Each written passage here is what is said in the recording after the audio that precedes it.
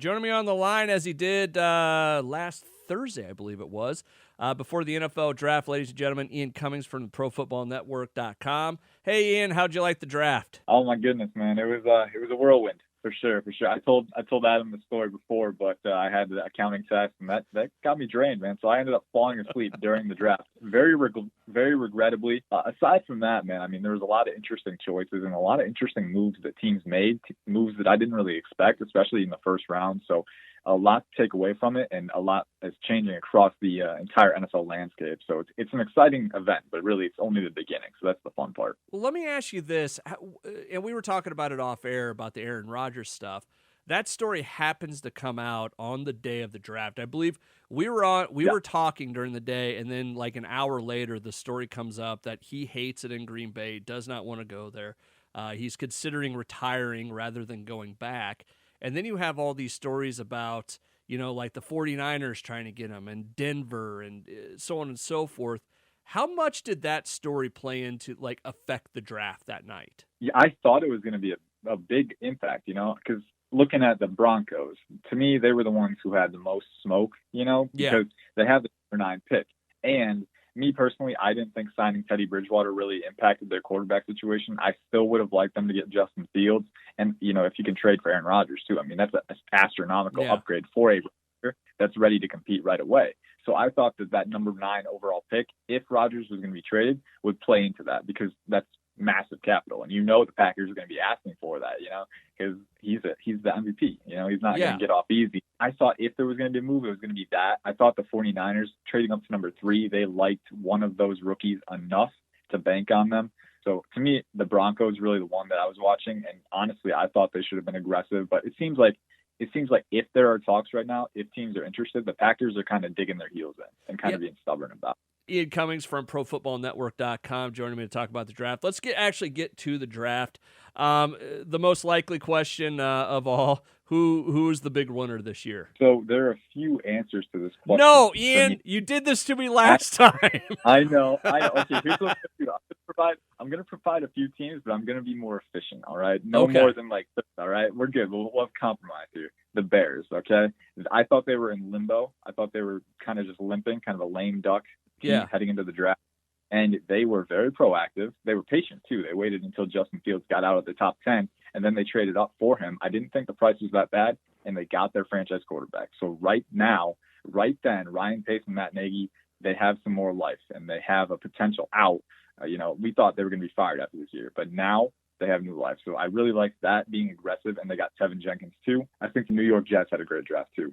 Honestly, I mean, let's be honest.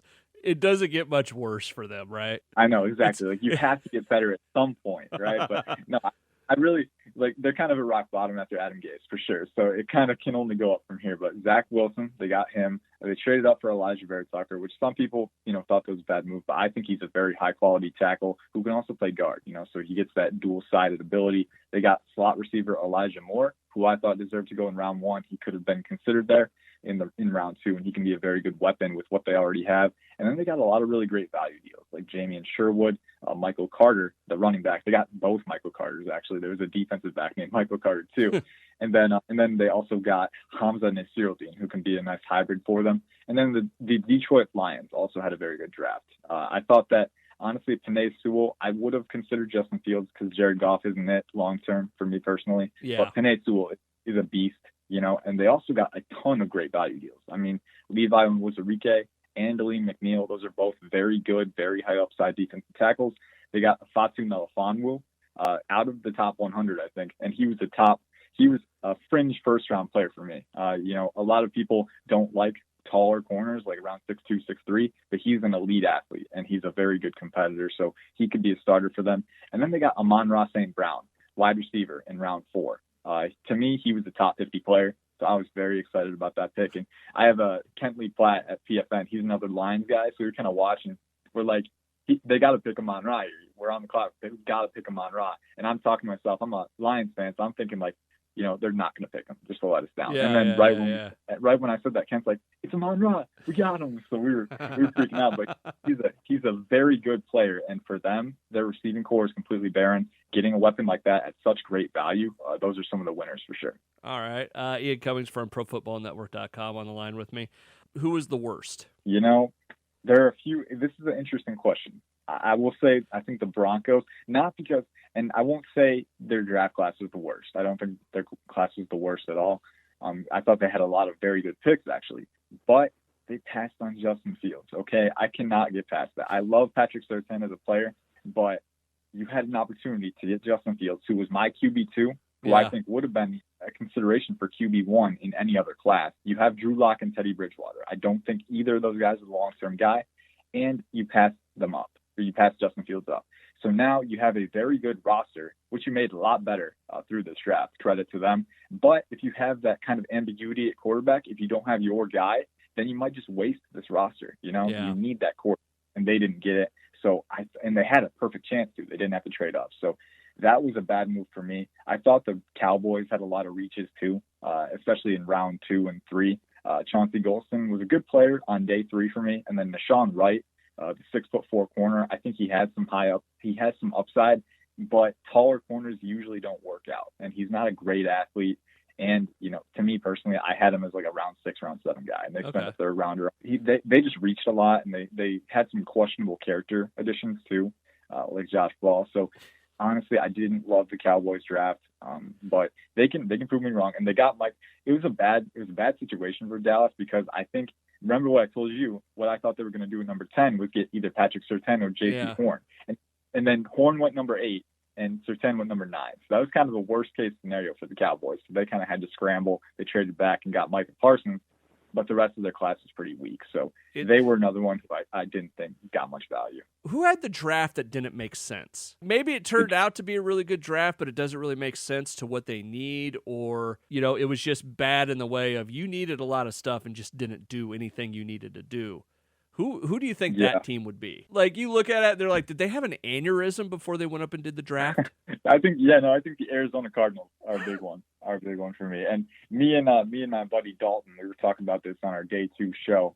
They drafted Zaven Collins round 1. Okay. And me personally, he's a good player. I like him, but the Cardinals drafted Isaiah Simmons last year at linebacker, who, they're not completely similar players, but they're both positional hybrids kind of. Simmons is your linebacker. He can kind of rotate into the secondary. Collins is a guy, he's a linebacker, but he can also kind of rotate onto the edge and be an edge rusher. And so they have that versatility. Here's the thing, though. The Cardinals didn't use Simmons the right way for most of last year.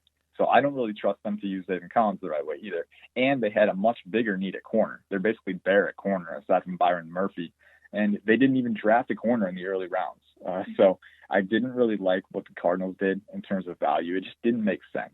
You have to, if you're going to draft these hybrid guys, I have to know that you know how to use them to their maximum potential, and you don't. So I'm worried that those guys, it's kind of just going to be trickling. The opportunity cost of value won't quite be there just because they don't know how to use them correctly. So that was one that didn't make sense to me. I would have preferred they addressed that corner need, especially when they had a lot of good value on the board where they picked in round.